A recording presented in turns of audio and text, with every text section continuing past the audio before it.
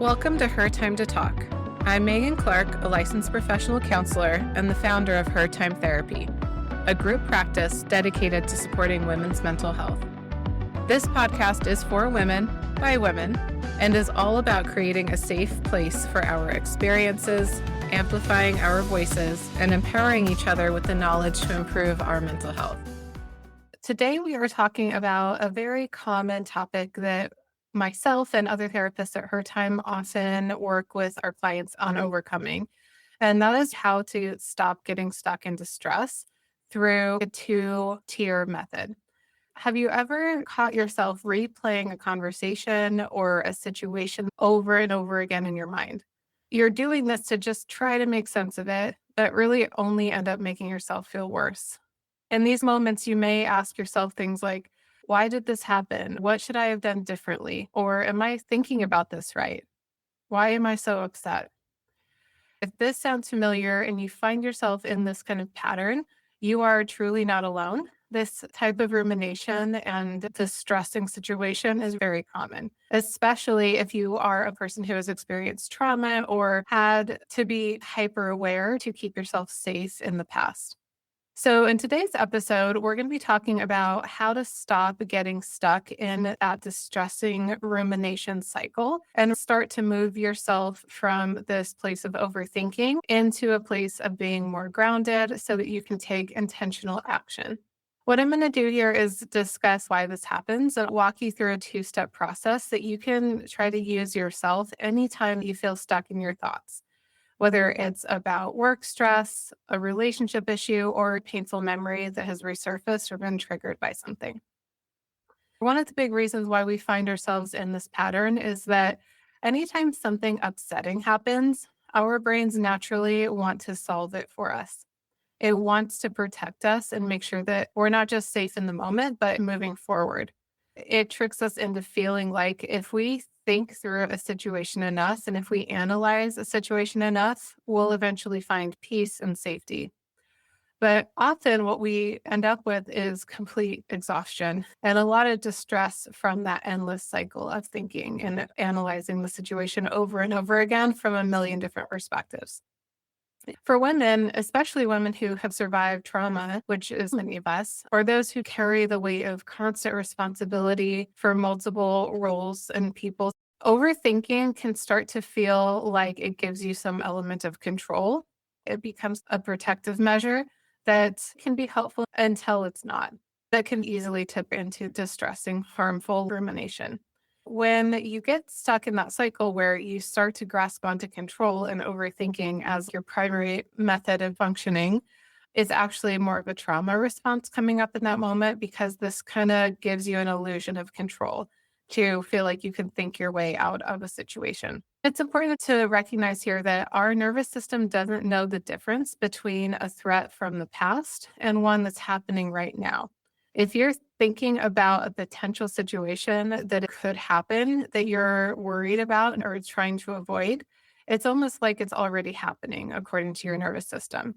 That's why you can feel really anxious or tense about things when you're just sitting safely on your couch, even though you're safe in the moment. Your mind is telling your nervous system that you're actually not. So going into that spiral of overthinking is kind of like your body is trying to protect you. So your body is still trying to protect you from something that has already happened or could potentially happen. And that's why we tend to get trapped in this cycle. To characterize this a little bit more, I want to share a fictional example based on many real clients that I've worked with over the years. We're going to call this fictional example and this fictional client Chelsea. Chelsea is a woman of color from a traditionally marginalized community, and she worked in her particular field for many years. Chelsea changed jobs every year or every couple of years, but still in the same field because she had this desire and this hope that each new position would be different. But inevitably, Chelsea found herself in the same situation at work over and over again, being treated unfairly, being ignored in meetings, or being assigned demeaning tasks that didn't match her role or her professional level. For example, at one job, her boss often asked her to grab coffee or lunch or even to clean her office, while other colleagues in her office, especially other male colleagues, tended to stay behind to work on more high visibility projects and were never asked to grab coffee or things like that. So when she asked clarifying questions in these situations to the boss, she would get snapped at or dismissed. It chipped away at her confidence every time she had to self maintain and control an emotional response that was a really valid emotional response from a microaggression type of situation. So she started to ask herself these questions every time this happens, and I feel like I'm being treated unfairly. Is this actually racism in the workplace? Is this a microaggression, or am I simply overreacting? She would go through these examples and situations multiple times in her head to try to figure out, is it me? Is it them? Ultimately, how do I keep myself safe? It can get more complex than that. With Chelsea's situation, she also had a long history of childhood abuse. She learned from a young age that to be safe and accepted, she had to prove her worth. She had to present herself as perfect, smart, likable, and not inconvenient to anyone around her. When we flash forward to her situations at work, when she's treated this way, it didn't just trigger frustration about the situation in the moment. It brought up all of these issues from childhood and continued to chip away at a self concept that was already struggling because of how hard she had to fight and mask throughout her childhood to be accepted. She believed deep down that if she could just say the right thing or behave in the perfect way, then finally she would be respected. This was an internal belief system developed over multiple years throughout her childhood and reinforced at work and various situations that felt unfair to her. That inner drive to continually overthink and ruminate on, like, was this me? Was this them? What do I need to do differently next time? What should I say next time to be taken seriously and treated with respect? That all comes from a place of survival. But sometimes, especially in adulthood, this can become a really distressing type of trap. And it freezes us and keeps us from being able to take the steps and the actions needed to move forward into a better place. Because of this dynamic and being in the cycle of rumination and questioning herself, her nervous system was constantly on high alert, especially at work or in relationship dynamics. Some of the symptoms she experienced as part of all this is inability to sleep. She would lie awake at night, continuing to ruminate about what she could have said or done differently at work. She would constantly bring up situations at work with her friends, with her partner, until her worries about how she's being perceived and treated at work took over the dynamic of all her other relationships, leaving her no area of her life that felt comfortable or safe. By the time Chelsea finally came to therapy, she was really exhausted, mentally, emotionally, even physically, because of the toll that this overthinking trap takes on the body. She needed space for her nervous system to calm down before she could figure out what was happening and set it down long enough to actually make a plan and figure out, what can I do differently other than ruminate about what happened. This is a common thing among the women that we work with here at Her Time. It's reflected in and talked about within the book titled Women Who Think Too Much by Dr. Susan Nolan. She found through her research that women are more prone to rumination, not because we're weak or broken in any way. It's simply because we're conditioned to care and to be relational and to analyze how everyone around us is doing. I've seen this dynamic described as pathological consideration. And I really can't agree with that term more. I think that's the perfect thing to call this pattern we're seeing in therapy for women. It's this level of hyper attention that women give to considering everyone else around them to ensure that everything runs smoothly and that everyone around them is safe and doing well. That hyper attention can definitely reach pathological levels, because being hopeful and attentive to others can serve us in so many ways. It can give us a lot of personal satisfaction and be a way that we show love, but it can also keep us stuck in these cycles of intense distress, which causes us to abandon ourselves and not be able to show up for ourselves or others in the way that we would like to. So, if you're thinking, gosh, this pathological consideration really sounds like me because I see myself overthinking every situation, I question if I could have done something better, or if I could just do this thing to make this person happier or to see me in a better light. I really want you to know that you're not alone here. At Her Time Therapy, we specialize in helping women break out of these type of cycles of overthinking, of people pleasing, of self-doubt, so they can truly start living more at peace with themselves and others and have a higher level of clarity around their own dynamics. If this feels like something you need support with in the moment, please reach out to us at hertimetherapy.com. But whether or not therapy is accessible to you right now, I wanted to leave you with a two-step strategy to start helping yourself break out of this cycle. The first step is, of course, to notice it's happening and being mindful of it. But once you do, we want to intentionally allow ourselves some time and space to process the event, whatever it was that's making you ruminate, and then work on reframing that to a healthier space so that you can move on to step two, which is more focused on being in the present and taking action going forward.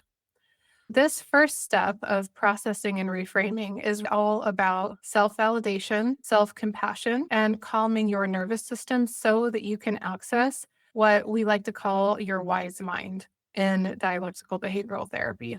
Your wise mind is a space internally grounded between emotion and logic. When we are triggered, our minds go into survival mode. With Chelsea's example, when she went into work and had a boss give her a demeaning task, she experienced multiple microaggressions throughout her day. These were all relatively small moments, but they are significant moments because they are triggering and because they add up, and they did push her into a kind of survival mode, which caused some of that rumination cycle to start. Whether we shut down in those moments or get into this spin cycle of thinking, the first goal is to help your body and brain realize you are safe right now to do this and get your brain to turn off the fire alarm and to move from that state of, I've got to figure out how to make myself safe, to we are safe and can make calm, rational decisions on how to go forward. We can move there not by asking ourselves the same questions over and over of what do they think and how could I have done this differently? We need to ask better questions that actually help us move from one state to another. It is important to give yourself the space to think about situations that have triggered you in some way and to allow that processing to happen. But we want to do it in an effective way so that you are not spending your whole day or multiple days in this mode. Try to give yourself space to write and journal and put your thoughts out on paper. If writing is not your thing, you can also do this in the form of music or through artistic expression or even just speaking into your phone and recording audio notes. Whatever your method looks like is helpful to get your processing external from yourself so you can actually get it out of you so that you can set it down. Here are a list of questions that I recommend going through when you find yourself in that rumination cycle to help you process and reframe how you're thinking about that situation. The first question is, what story am I telling myself about this situation? Sometimes the initial story that you tell yourself about a situation is not the only story, or sometimes it may not include the bigger picture. The next question is, how might my experience as a woman or as a woman of color shape how I see or feel about this situation? And you can, of course, format that question to be however it's most appropriate for you and your identity. So, how is you, as a person with this identity, experiencing the situation, and how does that factor in? The next question is, am I being kind to myself, or am I repeating someone else's voice? This is a really critical one because we tend to develop our own internal self talk based on the way that our parents and our friends have talked to us throughout our life. Parents tend to be a really big force on this. So, if you're someone who had childhood trauma or a difficult relationship with one or both parents, sometimes you may find these voices speaking through your internal self talk that are really not you. They're coming from the way that you are expecting to be talked to because that's how other people have treated you in the past. As you're thinking about the story you're telling yourself about the situation, also notice, is this a story that you truly believe and see through your own eyes, or is this someone else's perspective about your situation?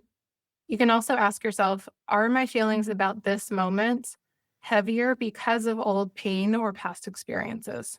So, in other words, are you looking at the situation that feels so triggering right now just as the situation, or are you allowing everything from your past to pile on and get muddied with it? Sometimes we need to separate the moment at hand from all the other moments that we've experienced. Next is to think about what your body's telling you. So, what is my body telling me right now about this moment, and what does my body need? Sometimes we are so in our head and so trapped in that thought spiral that we completely detach from our own bodies and don't really notice what do we need physically to help process through this moment. You may need to cry, breathe, stretch, or shake it out. Taking a moment to honor what your body is asking for can make all the difference. You could also pay attention to whether or not you're thinking in all or nothing terms.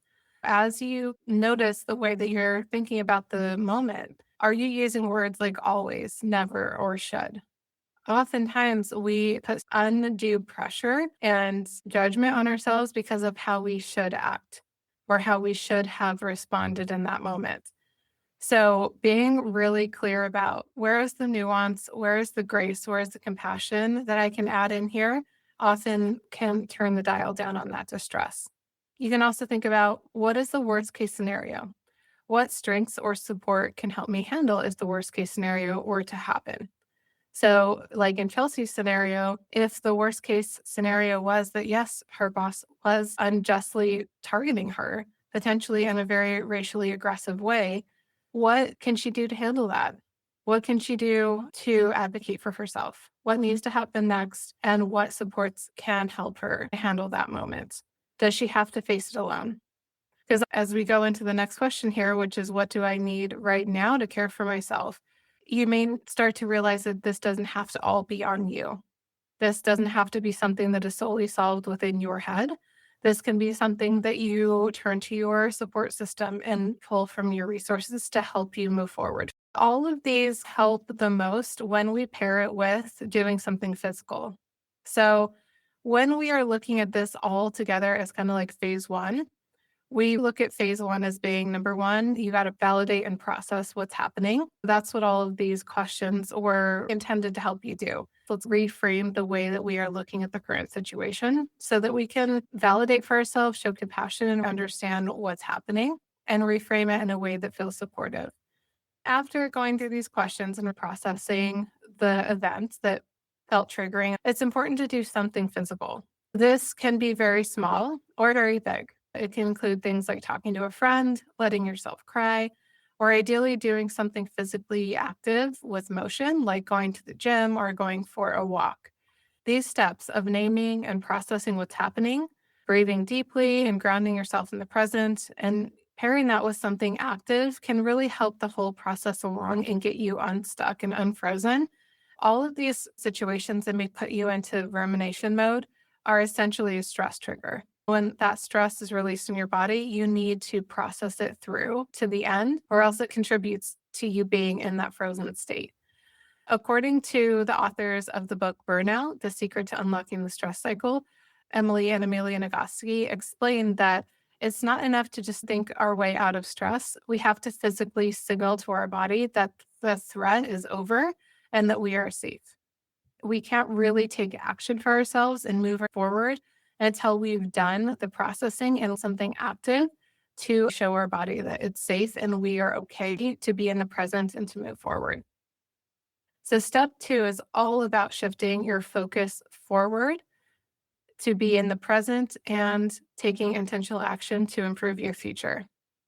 Like step one, I am going to give you a series of questions and encourage you to journal about them. Some of these questions include, are the thoughts that I am experiencing right now tied to the past, or are they tied to the present? Even just allowing yourself to notice a name, gosh, I'm still thinking about that thing that happened at work last week versus, no, I'm thinking about what's happening right now in the moment. Just that awareness can be really powerful. You can also ask yourself, how is this moment defined And how is it different from when I was hurt before?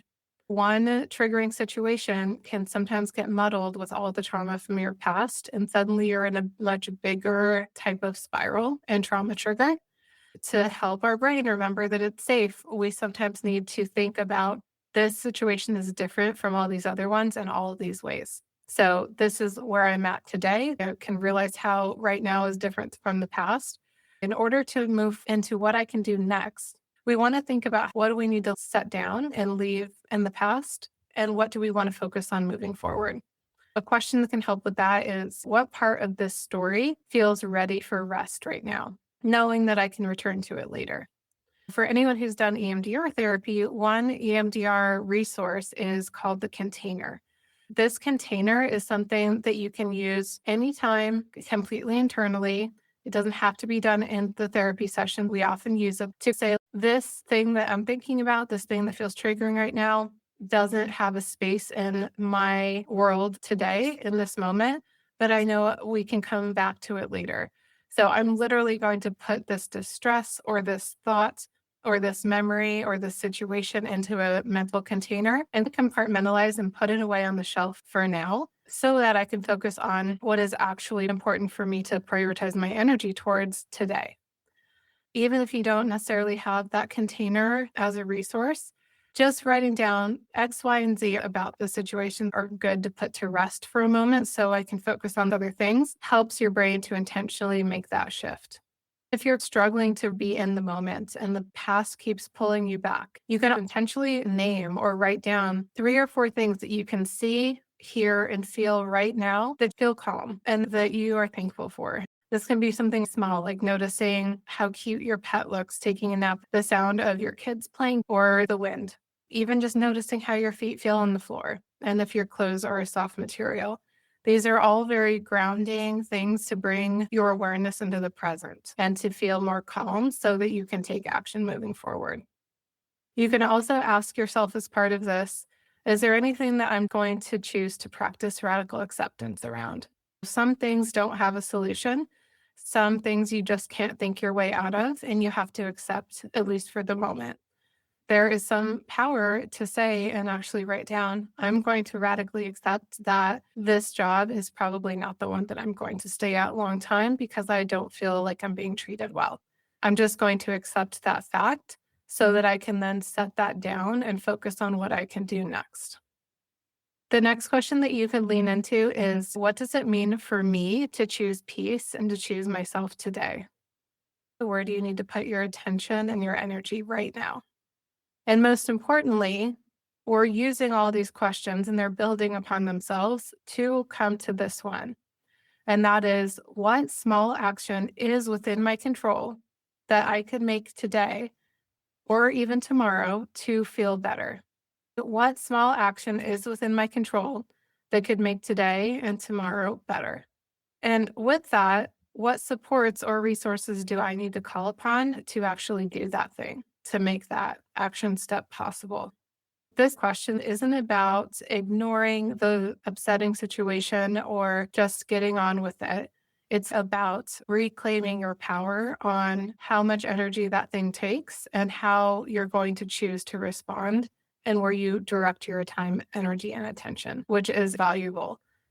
That next action step that you choose to take instead of spending more time ruminating about that upsetting event is sending an email to your boss advocating for a meeting with HR. It could be advocating for your partner to take an evening off with you and watch a funny movie. It could be cleaning your environment because you know it's going to make you feel better. It can be taking a walk outside or calling a friend to get coffee because you know that's going to bring you some joy today. That action step doesn't have to be massive. It doesn't have to be, I'm going to go and quit my job tomorrow and find a brand new one. It can be one small action step that will move her forward in making the next day, the next week better for herself. Sometimes the most important thing to remember here is that it's a really powerful move to step back and let your body and mind recover. Do what you need for yourself and choose yourself first by giving yourself the time, space, and the validation for that processing first.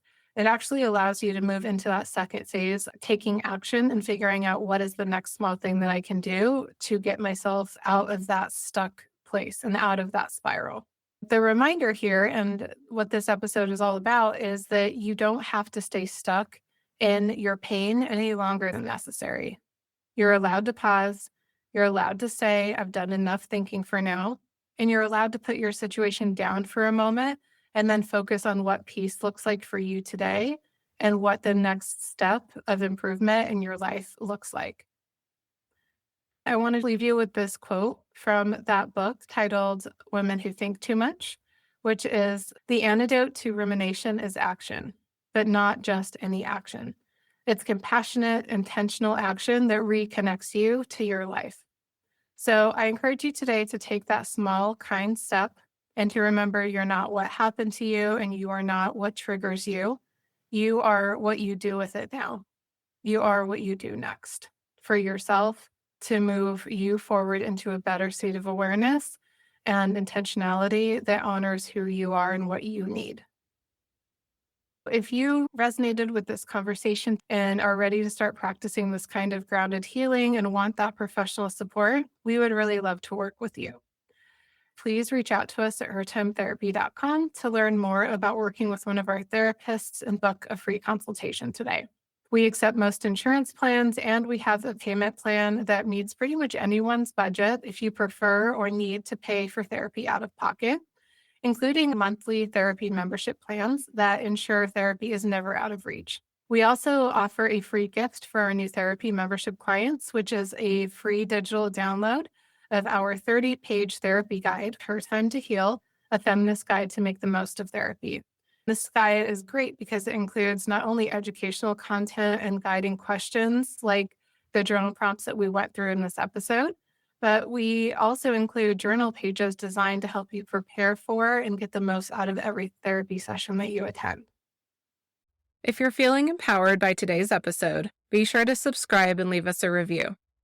You can also follow us on social media at Her Time to Talk for more updates and tips. And if you'd like to support the show, consider becoming a patron. Thank you for taking the time to talk today. Remember, your story matters, your voice is powerful, and your mental health is worth prioritizing. Until next time, take care of yourself. This is your time. The information shared on this podcast is not intended to be personal mental health advice, and listening to this podcast does not create a therapeutic relationship between the listener and the therapist featured on this podcast. We encourage listeners to engage with a licensed therapist for personalized mental health treatment and advice.